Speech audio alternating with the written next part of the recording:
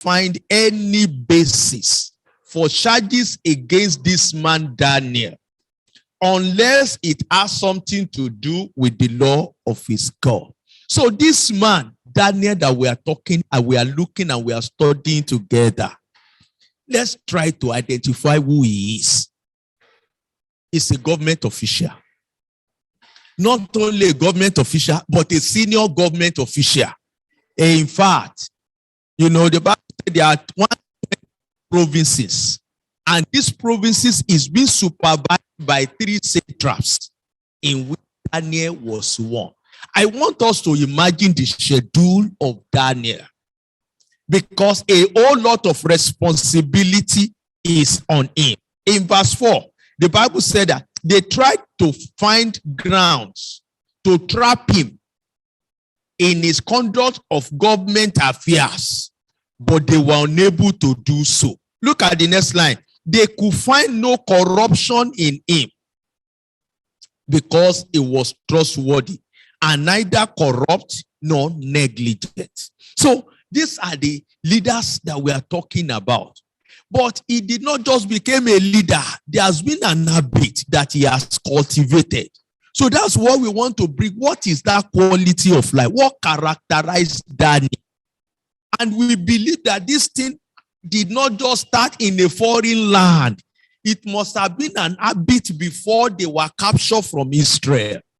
So, and we are only seeing the impact when they got here. It's a development. It's something that they need to develop. So we really need to emphasize this character formation. Actually, is the growth, the root must be grown. It must be well developed. Whenever you are growing the root of any tree, it's so obscure. You will not know what is going on in the ground. Growth of a root takes place in darkness where there is no body. People can only clamor when there are fruits, when there are just so many seeds.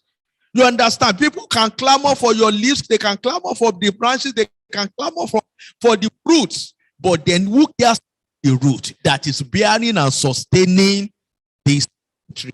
So, what is Daniel's life? His relationship with his colleagues. So we'll be able to fill in the gaps as we study. B, what is the significance of Daniel's colleagues trapping him? That is, why did they want to trap him? And second, in which area? In the area of the only area they want to find fault with him is only in this relationship with God. You understand it? They tried money cannot work. I know, being an Enoch, in fact, the issue of women is a forgotten idea. It's not even a suggestion. So it's not about money, it's not about women. But there is a commitment to his God. So we can see that he was known for his relationship. His relationship. And he did not hide it. As such our prayer, as we keep reading, at that particular hour, he will open the window, he will just to go and pray. He doesn't care what people say. It's an habit that he has developed. And the C part, to what extent would your life compare with Daniel? That is the challenge we'll be raising in our classes. How do we compare as pastor, as Sunday school teachers? These are people that we are to the same level. These are people that God called into leadership, both in the secular and they carry their leadership. They possess the quality of the leader. They carry it to the marketplace, which bring glory and praise to God alone. So to what extent would our lives compare with Daniel's if you were to be taken through the same test? So first challenge. So number 2, we have talked about his person now. So it has to do with our salvation. If you are saved, it's a preparation. Every Christian that comes to Christ begins to prepare. It's like when he began to invite those people. There are so many people that he called these 12 out from. Why did he not call others? But there is a deliberate reason. So the basis, don't overemphasize it. There is a general call to be a Christian. And there is an expectation in the heart of God that as you are being saved, we must rise up for the salvation of others. We can be a baby Christian today. That does not mean we should be a baby Christian forever. We should grow to become an adult so that we also will give birth and we begin to nurture. And the way it starts is our personal, our inner life.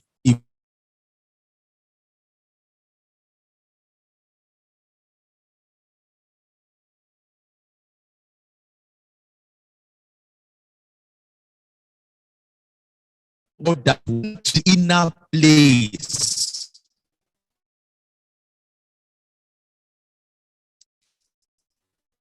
And we have systematic 28 with the question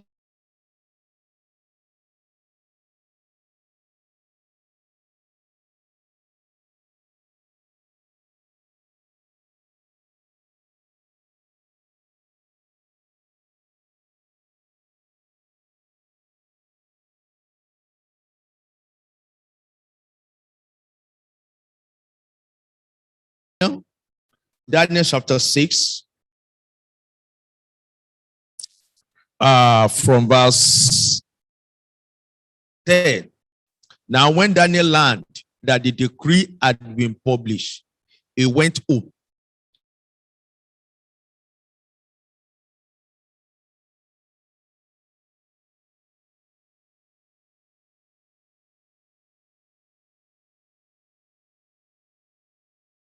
to his upstairs room where the windows opened toward Jerusalem. 3 times a day, he got down on his knees, just as he had.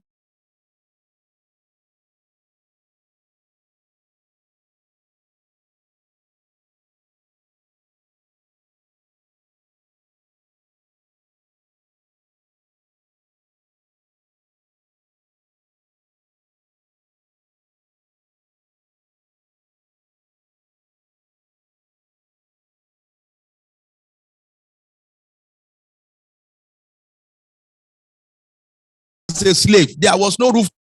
That is a place. So as we progress in life, we must ensure that there is a place where we are commune with God. That's the emphasis. As the Lord give us space, create that space. And that place, the Bible said the windows were open toward Jerusalem. So everybody can behold him. No wonder they saw him. But there is a character that he also developed. The Bible said that he got down on his knees and prayed, giving to his God. I want you to see this. He does it in the place. And I would have expected that the moment the edict was signed, at least you should have an office. Why can't you do this in his office? There is a place that he always go to. There are a group of people that he always approach when there are issues. You understand? It's a place of. He asked colleagues. When they wanted to interpret the dream, the Bible said Daniel told the chief then that don't worry, just give us just give us some time. And the Bible said he took the petition to his own people. That is a place. He has some set of people that they pray together, and there the Lord revealed even the dreams to him. Brethren, do we have a place? What event followed? We saw necessity of a place. The B part. What does this tell you about what has shaped Daniel's character? There is a place of prayer, a place of worshiping, a place of giving thanks to God. And the C part, how do the responsibilities you are holding affect your personal prayer time with God? I think this is more of a personal question. And we really need to pause at this stage, even for our own lives. We have been involved with so many activities, and it tells even on us. You understand it that many a time we skip, we skip even our personal devotion, or even we rush it just because of the pressure. What will Lagbaja say? What will this man say? What will this mommy say? What will that say? So let me cover up. Let me quickly do this thing. God, I cannot come back to this time. I think this is a personal question that needs to be personally addressed. That in spite of our responsibilities, this is our personal quiet time, our personal prayer time, our personal communion, even with God. We should not take it for granted. So from Daniel's example, how can you guard against this? From that example, how can you guard? Let's take Joshua chapter 3, verse 1. Let's just make a reference. We can add other references, but let's see Joshua chapter 3, verse 1.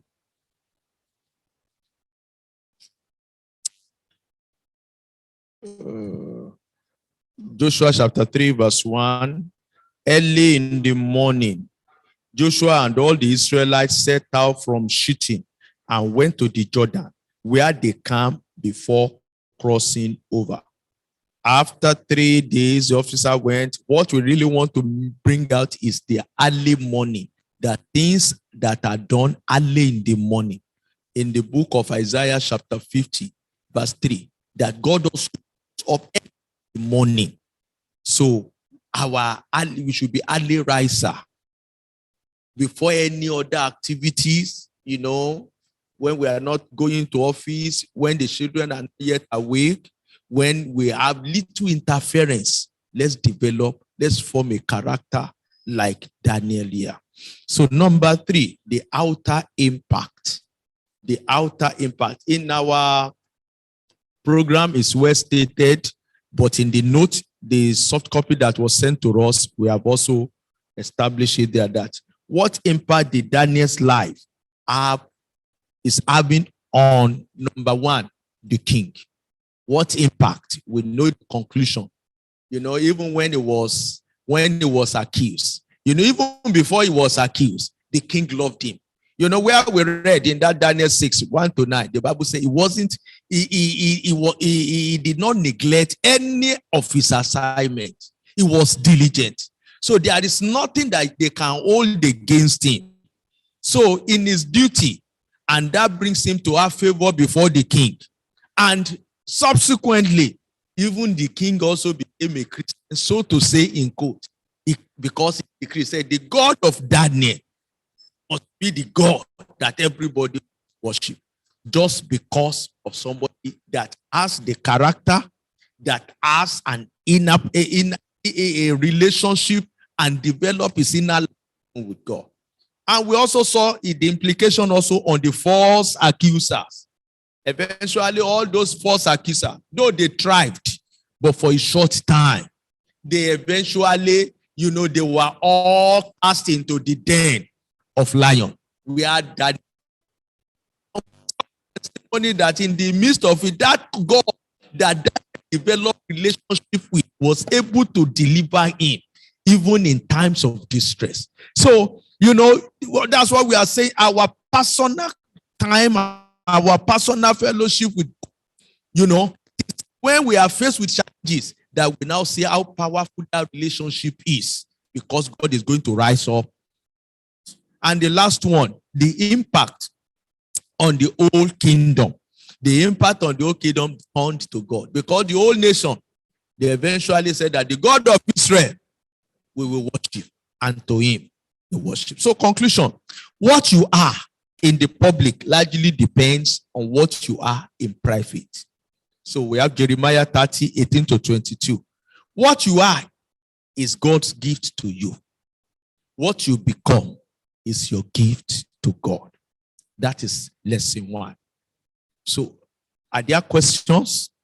If there are questions, you can drop it in the chat box, so we'll take it. Let's quickly go to lesson 2, please. Lesson 2. The second character for our lesson 2 is Nehemiah. Nehemiah. So we talked about developing character in our lesson 1. So lesson 2, for a leader, providing vision. No, these are leaders. You understand it, that we are reading about. The generation of Daniel is quite different from that of Nehemiah. So we can see that if this principle of God, if well adapted, is still functional. So no modernization can take it or rob it away from us. So we want to see Nehemiah 2. Nehemiah chapter 1 through chapter 2, verse 20. So I hope we can understand that. Nehemiah chapter 1. The whole of chapter 1 to chapter 2, and we stop in verse 20. So we can read that, but we as well divide the study also in our outline. So let's take the introduction for lesson 2. Many opportunities lie untapped. Many programs and projects stagnate. Churches do not experience growth, dwindle, or they even die. And fellowship deviate from original objectives. What is the problem? What is the problem? We labor, and the church is like they are not growing. Though we are not going to overemphasize where God said that Apollo, Paul planted, Apollo watered, but the Lord is the one that is giving increase. But in a situation, let us now see the life of Apollo, let's see the life of Paul, that we will be well positioned for God to give this increase. So that is the study. There is no one to provide vision. There is no one to provide vision. And this is also exemplified with Jesus. You know, when he was calling, that's why we will always be making reference to him. When he was calling the 12 to himself, to be with him, so that he is the one that knows what God has assigned him to come and do. Peter did not know. James did not know. Andrew did not know. It is only by being with him that they will know. So that is the necessity of provide. A leader should provide a vision in the church. In the Sunday school, we can have, this is our Sunday school. We must grow in this Sunday school. In our local assembly, we must grow in this our local assembly. This particular project that has been entrusted into me must grow. It must grow. I am in the prayer group. It must grow. It has to do with the leader. So who provides the vision? Nations have run into calamities due to lack of leaders with vision. And who can mobilize its natural, economic, and human resources for the good of its citizens. Nigeria is a very good case that we have, as we have read and has been testified by many of our brethren that have traveled all over the world. Nigeria's climate is so good in every season. You know, in Canada, they have to blow the heat for the vegetable to survive. But in Nigeria, we are virtually all. If you look at the terrain from Lagos to Ibadan expressway, you see the landscape. You see going to Nasarawa, going to Abuja, going even from the east to the north. You see so many of and different crops. There are some that you don't even need to plant before they grow. Many a time we don't even grow pawpaw before pawpaw grow in our houses and we eat. It's because of this. And some people, they have to culture before. So what we are saying is this.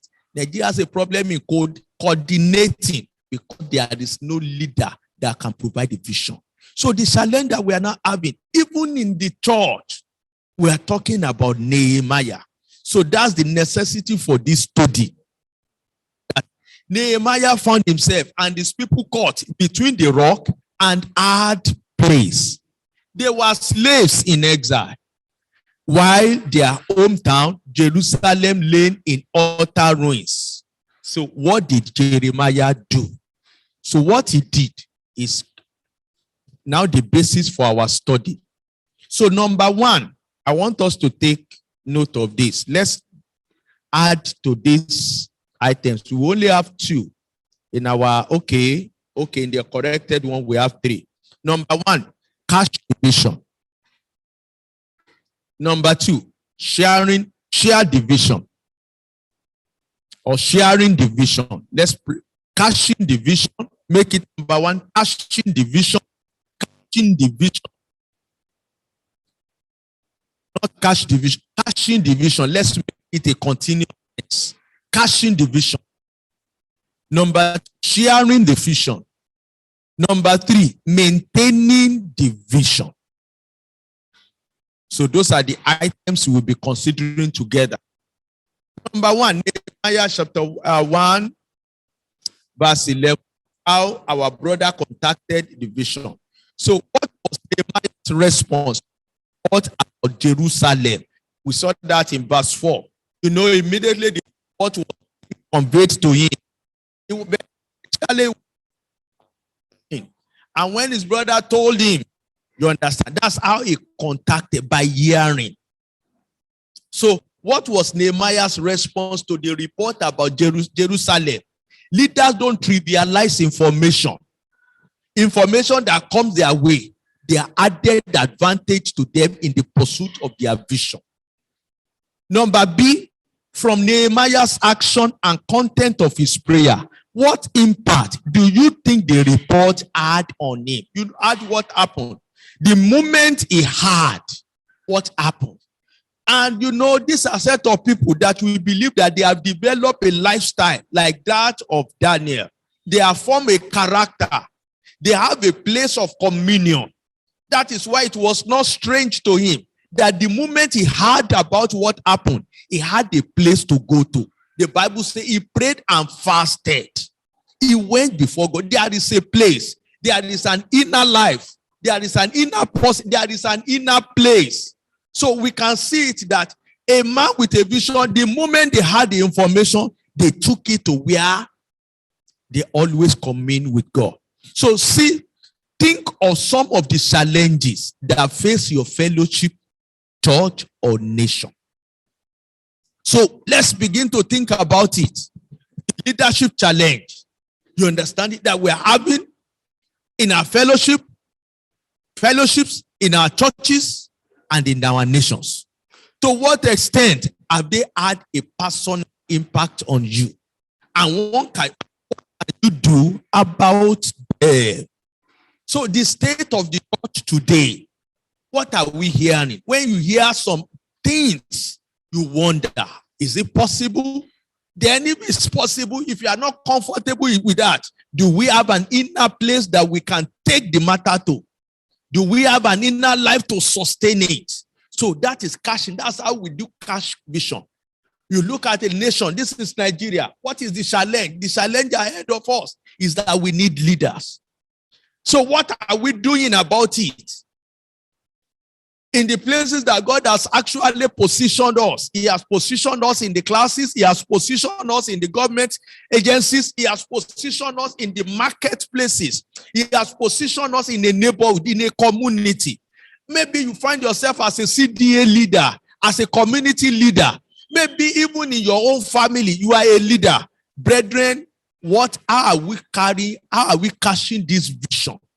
You understand it? In order to lead us to a promised land. So we can see that these items is what? Sharing, deliberating, and pausing to look into our lives in order to let this study have an impact even on our life. So number 2, sharing the vision. Nehemiah chapter 2, verses, the first one is Nehemiah chapter 1, 1 to 11. 1 to 11. So, sharing the vision, chapter 2, 1 to 18. 1 to 18. We now want to see, now that you have contacted the vision, now that you have been burdened, now that you have seen what God wants you to do, let's now see how we now go about the vision. So we need to share it. With whom does Nehemiah share this concern, is concerned for Jerusalem? And what does he tell each of them? You understand it? In chapter 2, Nehemiah chapter 2, we saw what he did. Let's go to Nehemiah chapter 2.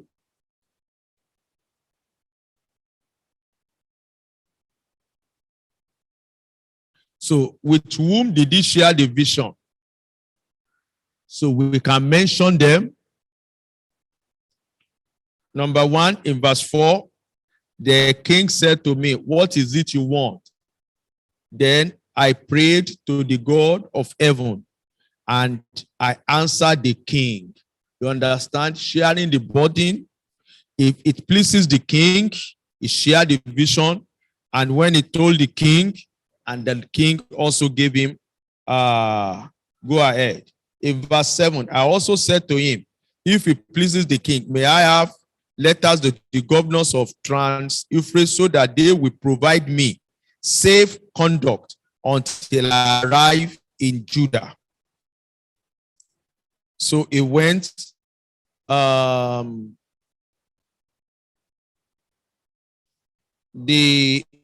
read verse 9. So I went to the governors of the Trans-Euphrates and gave them the king's letter. The king had also sent army officers and cavalry with them. I want us to, there are some things that verse 9, let's move to verse 13.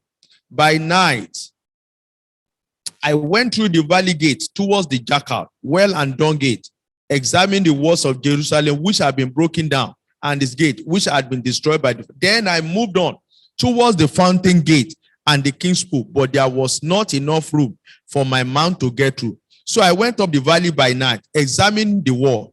Finally, I turned back and re-entered through the valley gate. The officials did not know where I had gone or what I was doing, because as yet I had said nothing to the Jews or the priests or nobles or officials or any other who would be doing the work. Then I said to them, you see the trouble we are in. So it's referring to the leaders. You understand it? The Jewish officials, the nobles. You understand? Those people in Jerusalem. That Jerusalem lies in ruins and its gates have been burned with fire. Come, let us rebuild the wall of Jerusalem and we will no longer be in disgrace. The leaders of the people. I also told them about the gracious hand of my God upon me and what the king had said to me. So I want you to see the classes. So let's bring it out. With whom did he share this vision? So we saw those people, we can begin to mention them. The reason why he shared with them. You understand it? And look at verse 10. When Sanballat the Horonite and Tobiah the Ammonite official heard about this, he did not tell them, but they had. They were very much disturbed that someone had come to promote the welfare of the Israelites. So indirectly, with whom are we not supposed to share the vision? We have vision killer. We have people that are not interested in the vision that God has given to you. You understand it? We have people that will discourage you, but they are also necessary. But we are not to share. So see the way he shared his own vision. So let's be mindful of that. In that B part, what is significant about the approach, the details, and the method Nehemiah shares his vision with the different people. See, what can you learn from this about how a leader should share his vision with others? This is a practical discussion. So let's draw our conclusion from those and those people he did not mention with. Let's draw our conclusion. Number 3, maintaining the vision. Now, we have talked about catching the vision, sharing the vision. The last one in this aspect is maintaining it or sustaining this vision. Verse 19 to 20. But when Sanballat the Horonite, Tobiah the Ammonite official, and Geshem the Arab heard about it, they mocked and ridiculed us. What is this you are doing? They asked. Are you rebelling against the king? I answered them by saying, the God of heaven will give us success. We, his servant, will start rebuilding. But as for you, you have no share in Jerusalem or any claim. So how do we maintain our understanding of our God concerning the God-given vision? Look at the way the God of heaven will give us success. So I want you to see every God-given vision that is bound to succeed. Number 2, we his servants, we will start rebuilding. We, that is not only himself, there are others that are also to be part of that vision. You understand it? Though he did not start with them, but he has anticipated that he has raised, in part of the sharing of the vision, a team has been raised. So we are going to start rebuilding. And the last one, as for you, you have no share. That is maintaining this vision. There are some people that they don't have a part in this vision. You must discover them. Even our Lord Jesus Christ, there is a place even for Judas Iscariot. And what is his own assignment? His assignment is to betray. It's part of the heavenly purpose, heavenly kingdom. There is a man. A name was never tagged, but he chose to betray. Do you understand it? That is part of the curriculum, the program that God has already earmarked, even for Jesus. And there are some people that they are going to be an instrument to bring about that vision. Discover them. So, and then those are also going to be relevant in the maintaining of the vision. So, conclusion is Nehemiah chapter 2, verse 17. Then I said to them, you see the trouble we are in Jerusalem lies in ruins, and its gates have been burned with fire. Come, let us rebuild the wall of Jerusalem, and we will no longer be in disgrace. Africa lies in disgrace. That's the truth. In fact, let's bring it down. Nigeria. Much more.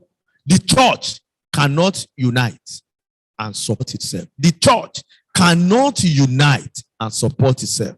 The nations are crumbling from within. The rest of the world seems to be laughing at us, the church. Who will mobilize us to rebuild our broken walls? We need leaders with vision. If you are privileged to have one, treasure them, support them, encourage them, do all so that the purpose of God will be achieved. That is lesson 2. The final lesson, lesson 3, I want us to rush it.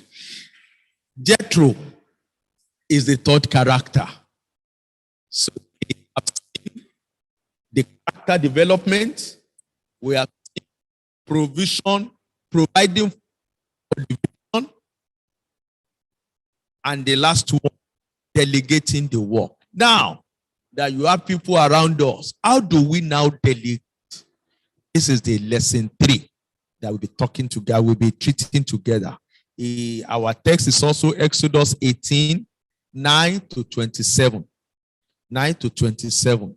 But in our subheadings, the text has been subdivided as well. Introduction.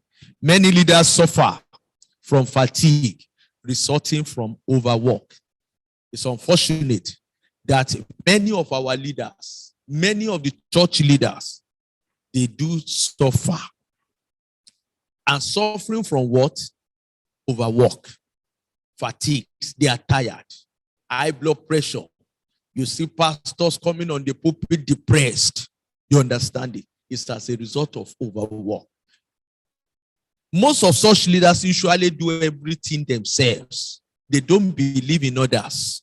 That's a type of some leaders that if eventually, I don't trust this sister, I don't trust this brother is not capable, he has not yet grown. I will do this, I will do that. Don't worry. And they begin to take the pain to do it themselves. So we can see the outcome, fatigue. So when fatigue sets in, then it's stress. Stress comes in. High blood pressure and so many other. Even the God-given vision, we found out that one will not be able to see it come to pass, because even the brethren, the people that God has brought our way, we may not be able to see them. Most of such leaders usually do everything themselves, not trusting that anybody else can do it as well as they do. They believe that they are perfect, so they need everything to be done in total. They need perfection. The effect of this is that their leadership is less productive. That's the underlying factor. Let's just underline that. Their leadership is less productive, while their followers are disgruntled. Moses was such a leader. So we are not the only one. If you find yourself in such a group, our daddy, our father, Moses, was such a leader until his father-in-law, Jethro, intervened. So Jethro is our character study in this lesson 3. Now, how did Moses view his role as a leader? And what was Jethro's analysis of the style? How did Moses view his role as a leader? So let's say the correct perception. He believes he's the only one God has given the vision. He was there. You understand it? That's why he could afford to sit down every morning, that because he believes he's the only one God is talking to. That's the way he's been viewing it. You understand? Until Jethro appeared. And when Jethro came, his father-in-law, you understand it? And he now began to analyze what he was doing to him. And look at, every one of us, we need discipler. Moses did not just know Jethro. Jethro is not just a man. He lived with Jethro for 40 years. And if Jethro is sounding a warning, he knows what it meant. So he knows his weakness. Or who among the Israelites would have confronted Moses that what you are doing is not right? After all, he's the servant of God. He's the only one that hears from God. But when Jethro came, you understand it. So we want to see that Jethro is advising us all too. So number B, that is 1B. How do you compare? There is an omission there. What is written in that our studies, how do you Moses? No. How do you compare Moses' view and Jethro's view of leadership? How do you compare? So there is basis for it. So he will weary, Moses will weary himself, but he will cover many grounds going by Jethro's view. And the difficult task should be brought to Moses. And we will see that even the people, everybody will be at peace. 1C, in what ways do you or the leaders around you take their responsibility the Moses way? So it happens. So let's begin to pause and see how we go the Moses way. How Moses used to do it. You are the one that is the head of this, head of that. You just want to see this one, this one, this one. Are we learning? Can we learn even from Jethro's advice? So what effect has this had on them and those they lead? So not only is the leader weary, when you have over 1,000 cases to administer to, and in a day, because you are a man, and we have a limited time, how long will you go before 24 hours is over? And you cannot even be there for the next 24 hours. Let's maximize. Let's say even you work 20 hours, you work 12 hours.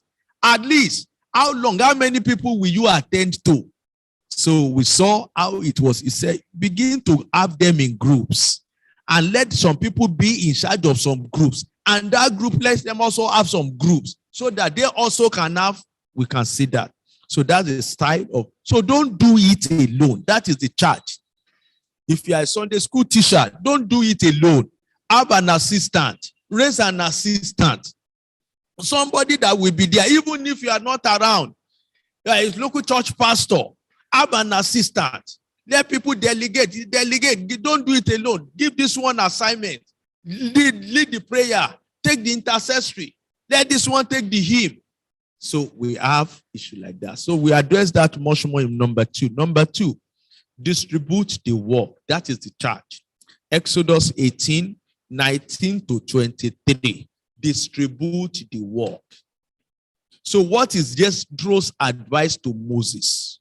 And what impact does it expect from it? So he advised him. He divided it. So I'm not going to the scripture. I just want us to rush this so that from there we can pick it up. Number 2B. Excuse me. Note the following. Not the following. Correct that, please. Note the following. It is not the following. Note the following. Number 1, B1, Moses' role and responsibility. What is his role? His role is to pray and to teach them what to do. You understand it? Just pray. And look at the model also in the book of Acts. You know, when people begin to complain, murmur here and there are a lot of things going on. Not the way it should have been done. So until the elders, the apostles realized this, and the Bible said that they said that we are going to give ourselves to prayer and the studying of the word of God. So that's what Moses did. Pray and have time to teach them what to do. Number 2, B2, character of people to be delegated to. That is, those ones that we are going to delegate the assignments to. You understand it? First Timothy gave us the quality of a deacon, quality of a church leader, of a pastor, anybody that wants to. Even in the book of Acts, when Peter was, go and give us, brethren that have this, they have faith. You understand? Look at the quality of life. Blameless. They have a good testimony. So let's watch the character. Let's see that these are people that have been developed over time. These are people like Daniel. They have an inner place. They have an inner fellowship with God. They have time with God. People that their character, you can verify, you can ascertain that these are people that can be delegated. They have a trustworthy testimony. And B3, the tasks to be delegated. So the leader defined, he designed the task to be delegated. This group of 10, brother Lagbaja, you are going to do this. This our brother, you are going to do this. This brother, you are going to undo this. You know the capability. You know their capacity. You determine that. You understand it. To Jesus, there are classes of leaders. Even among the 12, there are 3 people that he normally shows to himself.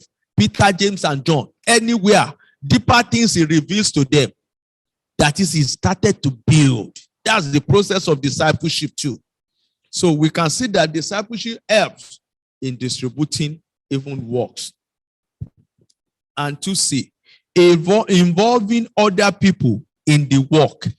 In the work. That thing is work.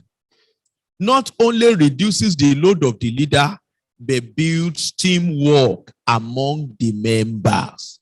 That is building teamwork. You only build team. You understand it based on this platform that we have. You understand it. You have time to time. You have time to time interaction with the leaders of 10, leaders of 20, leaders of 50. That's the way. So you build it. A team that Daniel built. You remember when they are waiting for the interpretation of dream. He has a team. He has his group that he can go back to.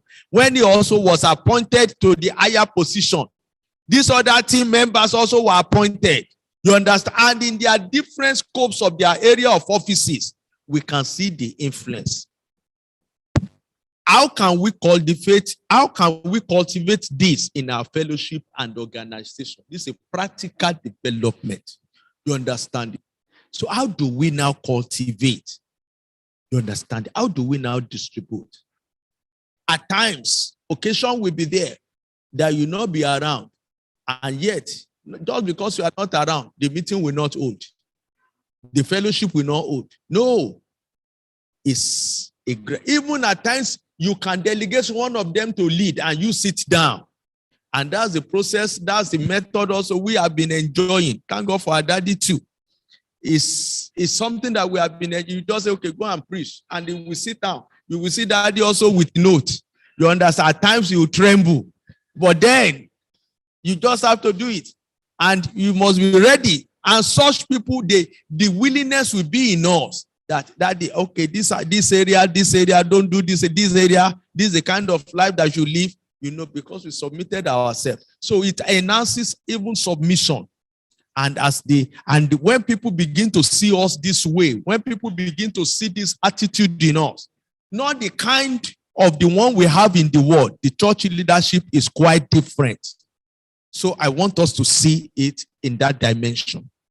So the last one, oversee the work. That is now the duty of the visionary. That is now the duty of the leader. So what is it? Because you are the one that owns that the Lord shared the vision with. He shared how to carry the vision out. So what is now expected of you as a leader is now to begin to oversee the work. How do we do this? Exodus 18, 24 to 27. So, what action did Moses take and what role did he play in the whole process? Going through it, we will see his action. You understand it? Every difficult task, they come back and they report to him. You understand it? Many a times when it comes from God, from the mountaintop, and God, he will share with Aaron what God has shared with him. And they will call the tribe leaders, the leaders of the tribe. They will share the visions with them. Even if there are issues, he call the leaders. If God is giving a direction, God is saying that we should go and do it, he call the leaders. This is what we are doing next, so that they now convey the message. If it is a war, there is Joshua there. Okay, mobilize your army. And he gave the instruction. Don't worry, this is the pattern, this is the process. So you now begin to oversee. The 3B. Why do you think it was important for Moses to remain as a judge? That is, why do you think? So that nobody will miss out of divine arrangement. He's the only one that God has revealed that thing to at that time. And he must follow properly. He must, that the thing is properly done as per divine arrangement. That is the essence. So that nobody will deviate. Unlike today, there are so many things you say that, the world the world is growing technologically. So there are so many devices that we can bring. The leader must be there to checkmate, to check what are the things that we are bringing in. What are the things that defy? What are the things that are not going to compromise? You understand it?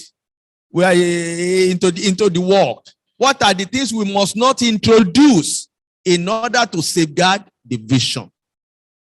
3B. Why do you think it was important for Moses to remain? We have talked about. See, consider the duties you or a close friend has as a leader.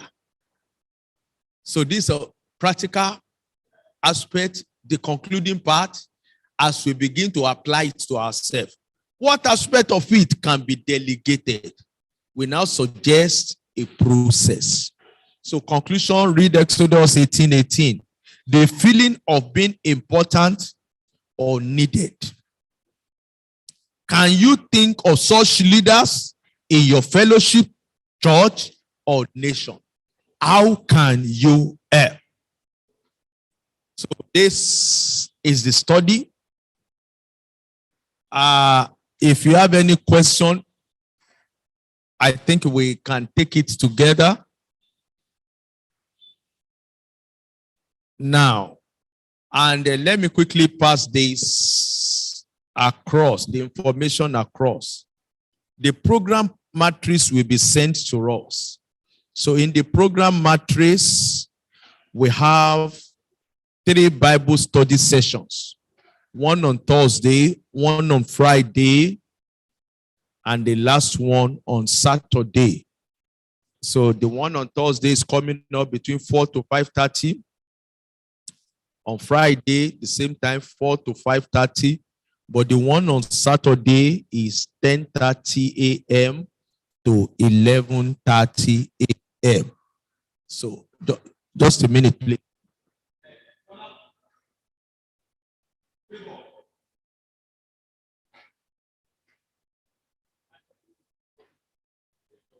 That we can attend. Sorry, please. So we are taking the studies. I would rather advise that our introduction and lesson 1 should come up on Thursday. If we can't finish it, we extend it to Friday and lesson 2. And then on Saturday, we take lesson 3.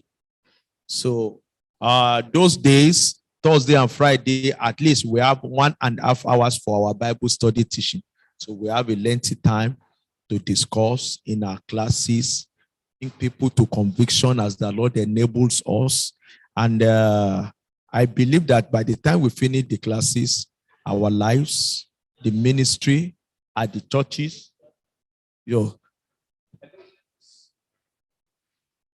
so, sir.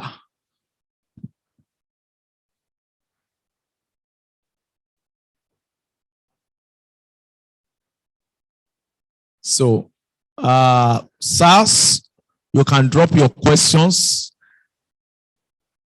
if there are.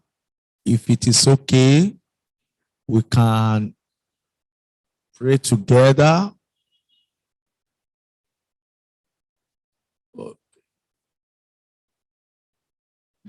Pastor Robert, Pastor Manson, Pastor Remy, Radulus. So any contributions, sirs? If there are none, we can.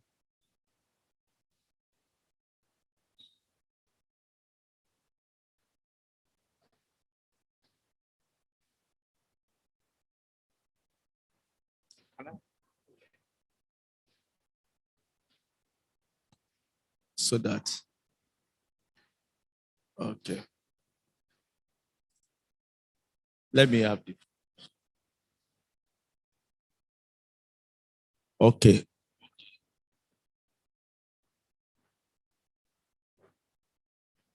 Okay, sir.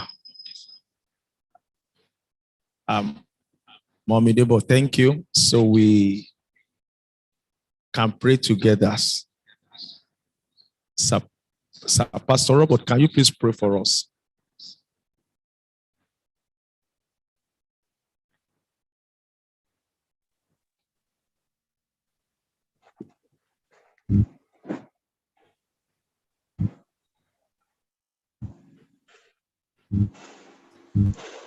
Sir, unmute yourself.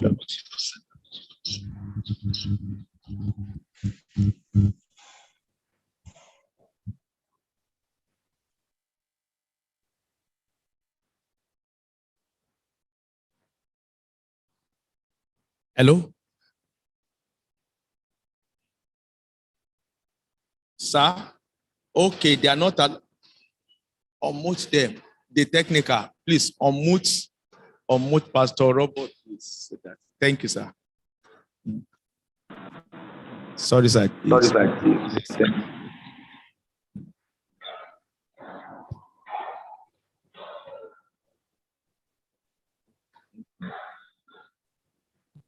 No.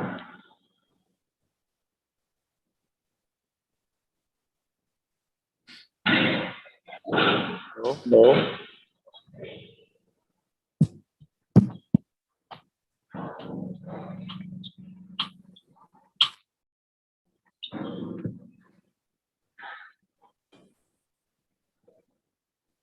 Hello, sir. Hello, sir. Yes, sir. Yes, sir. Yes. Thank you very much, sir.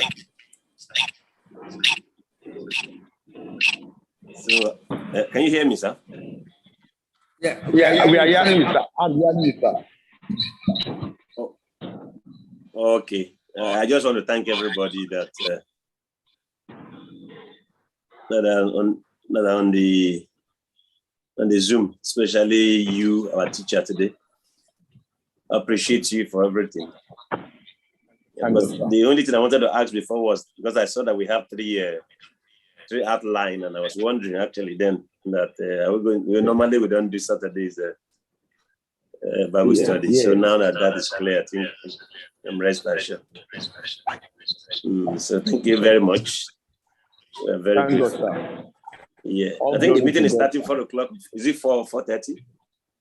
It's starting actually by 5, but we're having an intercession by 4:30.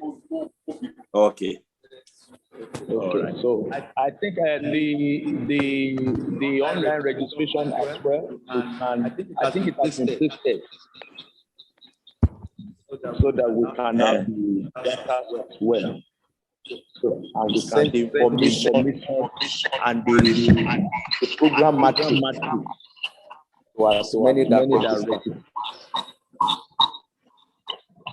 Okay, sir. Thank you very much. Thank you, sir. Thank you, sir. God bless you, sir.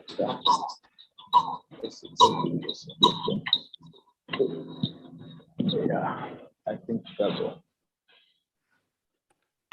all. Father, we thank you. We appreciate you.